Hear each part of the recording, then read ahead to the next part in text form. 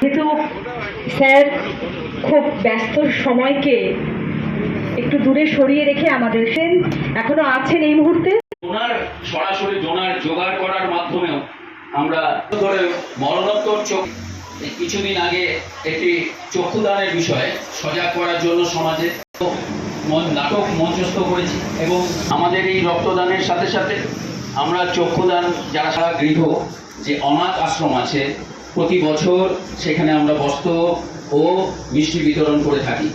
চেষ্টা করি তাদের পাশে থেকে তাদেরকে যতটুকু সাহায্য করতে পারা যায়।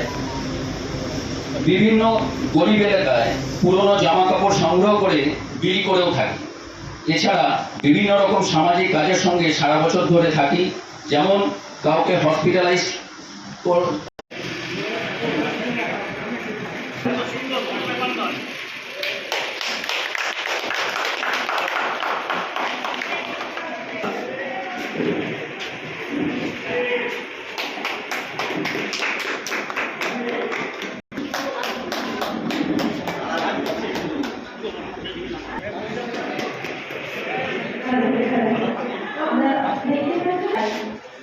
প্রত্যেকে